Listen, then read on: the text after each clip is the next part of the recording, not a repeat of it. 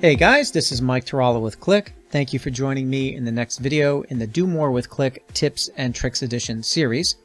In the last video, I covered our Amazon Bedrock Analytics connectors, and in this video, I'm going to cover our new layout container object. Before we continue, please be sure to visit the Qlik Learning portal at learning.qlik.com for all your personalized and structured learning needs of what Qlik has to offer. Here you can select from both free and subscription-based content, instructor-led training, skills assessments, and robust video tutorials. Check out the video tour on the main page to get started.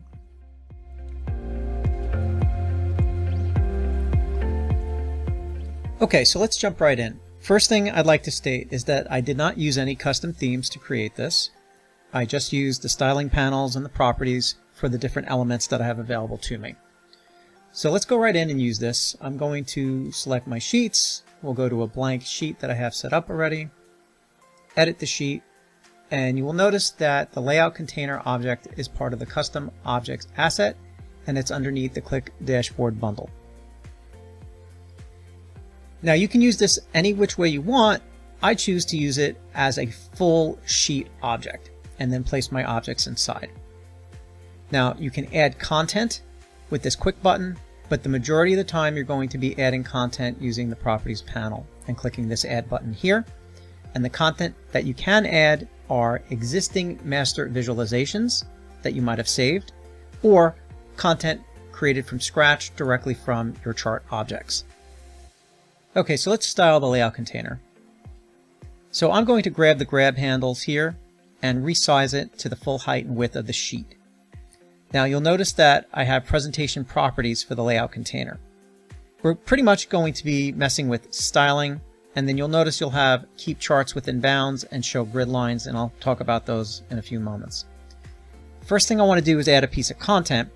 Now when you add content, you must use this quick button here to add your first piece of content, or the content property add button here to add additional pieces of content. You might think that you can like drag and drop an item from your master visualizations or from your charts, but you can't. If you do that and you drop it, it's basically going to replace the layout container with that chart asset. And if you happen to do that, just make sure to use your undo button. So let's go back and just add a quick piece of content. Here I'm going to search for my gross sales KPI. And now you can see how the content is added. And the layout container is going to have like a pale light green background when it's active. So now I can freely move that piece of content around. Now notice I'm going to try to move all the way past the boundary. And there it goes, right? I can kind of hide a piece of it if I wanted to. That's where you can choose the properties for appearance for the layout container and select keep chart within bounds. If you do that, and then when you select that object, you can't go past the boundaries of the layout container. Okay, there might be some specific use cases where you'll want to do that with overlapping or stacking when you're using multiple layout containers, basically to combine objects, etc. But that's something to keep in mind. Now, if you want a little bit more visual reference for alignment, you have the ability to show grid lines, and then you also have the ability to snap to grid. But what's the fun of that? Because I can kind of do that with the original sheet layout. I like the ability to freely move this around wherever I want, but you can use the grid lines for alignment purposes if you wish. Now back to styling. You have your typical title, subtitle, font styles, and colors, but then you can also choose the background color of the layout container if you want to have an image there, a border, corner radius, and shadow. So I'm not going to use a background image here. I'm going to use a background color, and we're just going to make it black because I want to go kind of like a dark mode. And then I want to make this object have a white corner radius with a different color border. We're going to touch that in a moment, but let's finish styling the layout container. And the reason I'm bringing this up to you also, right, this is all about do more with Qlik tips and tricks. A little bit of a learning curve. You have to be aware of what objects you're accessing. Even though my object is selected, notice that I'm still in the layout container styling. So I don't want you to get confused if you start making changes here and then all of a sudden you don't see your object updating. That's because you're still in the properties. So a good trick here is when you want to style a particular object, right click on the object and then choose edit properties, and then the properties panel will open for that property. Now if it's a master visualization, you'll have to edit in place, or you can right click on your master visualization and choose unlink visualization, and then when you select edit properties, you'll have your full property list. Okay, so keep that in mind as well. These are those tips and tricks I'm mentioning, some of the nuances to be aware of.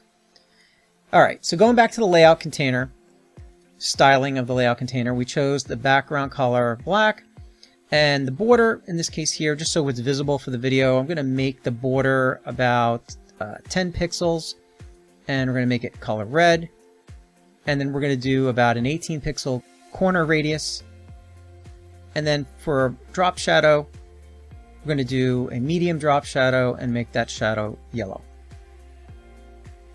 And if I just resize this a little, you can kind of see it's taking shape. You go into analysis mode.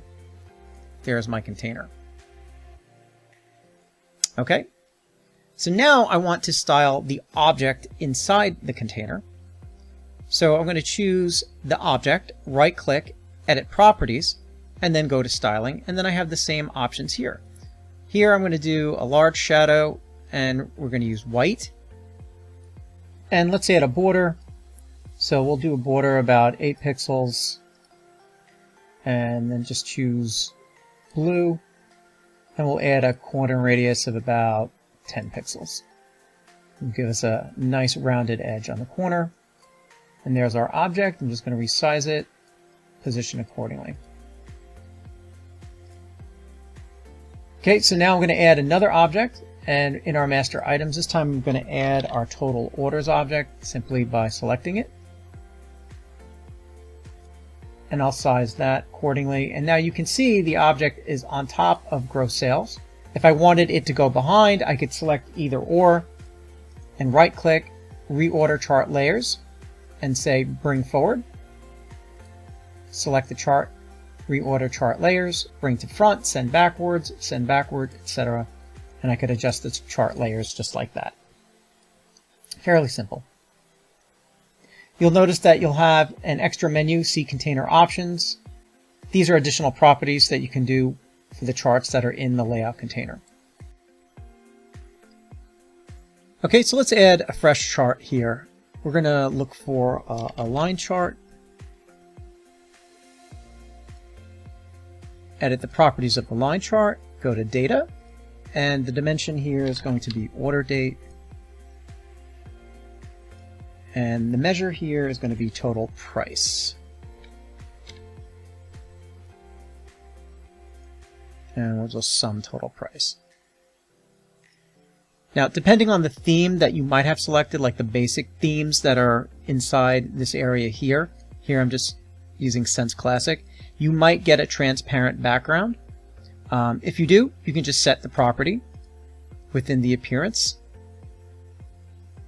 And then under styling,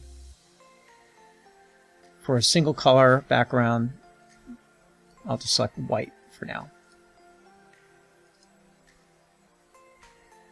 So now with this particular chart, you'll see we have this white space right here. We can create like a composite KPI, if you wish, simply by arranging and reordering the chart layer and then putting it right on top and sizing accordingly. And then you can group both of these by holding your left mouse button and selecting both objects, and now they will be together. And you'll notice that there's also alignment guides. Might be a little bit difficult to see with the grid on, but you can see that red line that will connect these two to show the different alignment options as such. And you can resize them accordingly. Okay, so that's about it. There's really nothing to it. What I'll do here is let's just go back to the sheet that I created earlier. And all the objects are completely interactive. You still have the complete associative experience. Here I have actually another layout container with just filter objects. So just selecting, for example, a year, we're going to look at all open orders that are arcade sticks from the United States, and you can see everything interacts appropriately. All right, guys, so I'm looking forward to seeing what awesome dashboards you're going to create with this new capability. If you have something that you can share, or anything you want to talk about, please mention it in the comments below. Thanks for your time, and I will see you guys on the next video. Take care.